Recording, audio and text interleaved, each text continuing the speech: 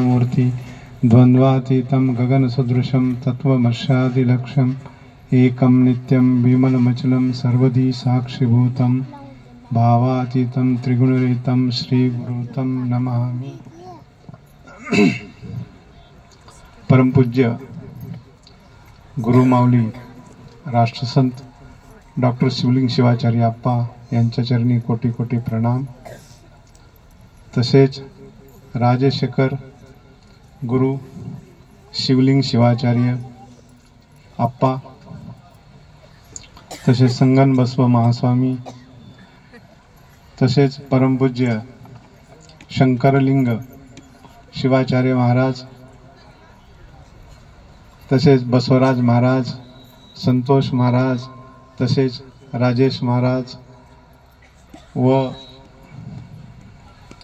व्यासपीठावर सर्व विराजमान संतजन। तर आज आमचे परम आदरणीय भगवंत बाबा यांचा वाढदिवस सर्वांनी खूप उत्साहाने आनंदाने साजरा केला आणि भगवंत बाबांना आम्हा सर्वांची शुभेच्छा आहे। भगवंत बाबा म्हणून गेले की त्यांच्या आई 115 वर्ष जगल्या, तर भगवंत बाबा 115 आणि 125 वर्ष बराबर ते समाजाची सेवा करणारा आणि आप्पाचा आणि समाजाचा सर्व त्यांच्या पाठीमाग आशीर्वाद आहे। तसेच दिंडीमध्ये उपस्थित शिवभक्त आणि शरण आणि शरणे, तर आज ही संध्याची वेळ आपण आप्पाच्या दिंडीमध्ये काहीतरी प्राप्त करण्यासाठी आलो म्हणतात। हे 8 दिवस जे काही दिंडीमधून आपल्याला प्राप्त होतं ते आपल्या दैनंदिन जीवनामध्ये आचरणामध्ये आणलं पाहिजे। तर जीवनामध्ये भक्ताच्या साधकाच्या जीवनामध्ये आचरण आणि आहार फार महत्वाचा आहे म्हणतात। आचरण म्हणजे काय की आपले कार्य वेळच्या वेळी व्हायला पाहिजे। वेळच्या वेळी कार्य, वेळेवर उठणे, वेळेवर स्नान करणे, वेळेवर झोपणे आणि व्यवस्थित आहार घेणे, तर हे भक्तासाठी की साधकासाठी फार महत्वाचं आहे म्हणतात। आणि आपलं दैनंदिन जीवन भक्त असो या अभक्त असो, कोणी पण असो, जीवनामध्ये परिवर्तन होत असतं। परिवर्तन म्हणजे कधी पाऊस असतो, कधी ऊन असतो, कधी सावली असते, कधी वारा असतो।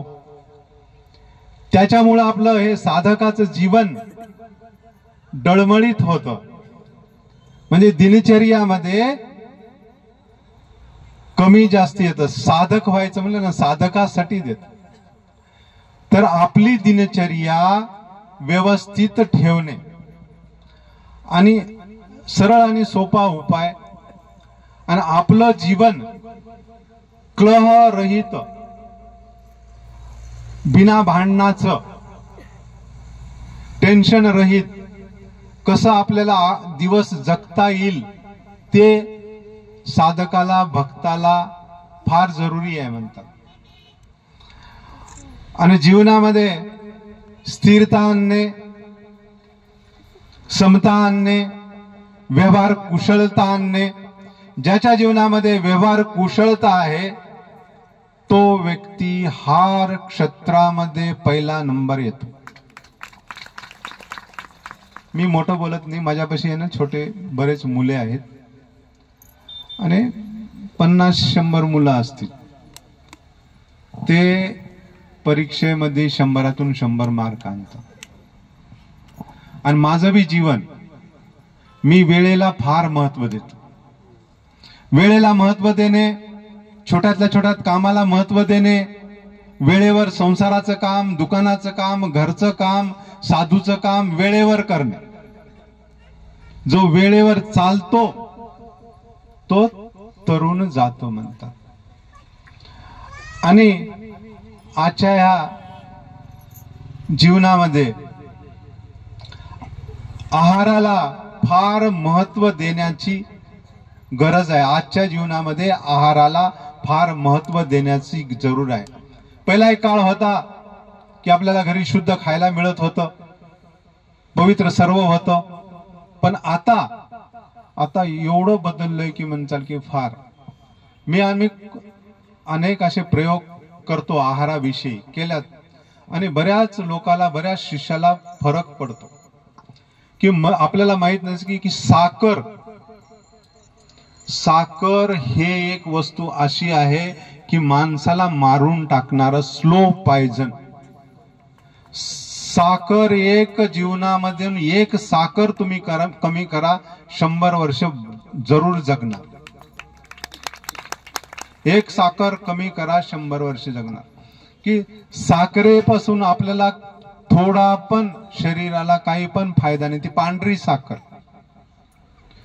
आणि साखरेचे पदार्थ आणि वजन कमी. आता अमुक वय झाले, 50 वर्ष झाल्याच्या नंतर दिसू लागले की प्रत्येकाचे गुडघे वजन वाढते. किती जरी प्रयत्न केला, साखर आणि हे पाऊच, बाहेरचा पाऊच येतं ना तेल, पाऊचचं तेल आणि साखर जर नाही सोडलं तर 1 ग्राम बी वजन कमी होणार नाही.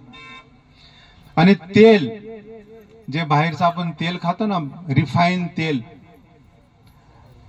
म्हणतात की शेंगदाणे 100 रुपये किलो आणि 1 लिटर तेल 100 रुपयाला. कसं परवडतं?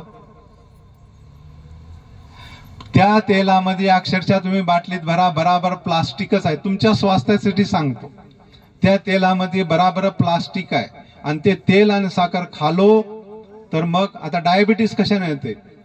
ते पोटामध्ये गेलं की आपल्याला झोपू देत नाही. झोपू देत नाही म्हणजे अन्न पचन होत नाही, जळजळ करतं, ऍसिडिटी होते आणि त्याच्यातूनच मग बीपी, शुगर, डायबिटीस हे रोग लागायला लागतात. तर होईल तेवढं घण्याचं तेल खावं, साखरेच्या ऐवजी गुळ खावा आणि साखर सोडा, तुमच्या जीवनामध्ये क्रांती येईल.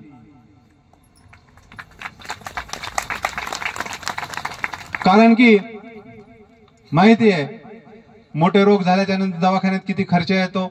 दवाखान्यात इतका खर्च आल्याच्या नंतर बी गोळ्या खाऊन काही बराबर होत नाही. आदू झालेलं शरीर गेलं, त्या गोळ्याचे साईड इफेक्ट, म्हणून आपलं आयुष्यमान 50-60 ला येऊन बसलं. तर बाहेरची दुसरी वस्तू, आन पाव खा, आन बटर खा. आता हे नवं निघालं, आन बटर चहामध्ये बुडव खा, आन बिस्किट खा. हे मैद्याची वस्तू पोटात गेल्याच्या नंतर तुम्हाला लिव्हर खराब होणार. पुढेच का चालला? तर जे काय बनवलेलं घरचं खा. लहान मुलाला असे बाहेरच्या वस्तू, पाव बिव द्यायची सवय लावू नका, बिस्किट द्यायची सवय लावू नका, बाहेरचं फरसाण खायची सवय लावू नका. तर ह्या वस्तू जर आपण सोडल्या तर आपण वेळेवर उठू शकू. तर ह्या छोट्या छोट्या गोष्टी आरोग्यासाठी, कारण की शरीर असेल बराबर तर तुम्ही धर्म करू शकाल, यात्रेला येऊ शकाल, भजन करू शकाल. तर शरीरच बराबर नाही तर हे सर्व कसं होणार? आपले आप्पा 100 वर्ष जगले, 104 वर्ष. तर आपण बी आप्पाचे पायिक आहोत. आप्पाचं जे काही वारसा आहे आपल्या जीवनामध्ये आपल्याला उतरायला पाहिजे.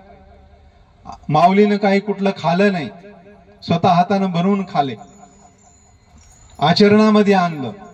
त्याच्यातलं 50% बी आपल्या आचरणात आलं ना तरी आपली बुद्धी, आपले आचार, आपले विचार आपले सुधारतील. तर एक आहार, दुसरा वेळेवर उठणे, थोडासा व्यायाम करणे आणि भक्ती जीवनामध्ये भक्ती करणे. आणि भक्तीच्या मार्गाला मी म्हणतो ना, कलह घरामध्ये, किटकिट कटकट सर्वांच्याच असते.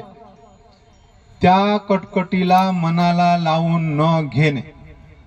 जेवढा माणूस कटकट मनाला लावून घेतो, मनात ठेवतो, तेवढा बिमार होतो आणि त्याचं भजन पण बिघडतं. काय बिघडतं? भजन पण बिघडतं, रात्रीची झोप पण बिघडती आणि शरीर पण बिघडतं. संसारामध्ये रोज 2 मिनिटाला एक झटका आहे.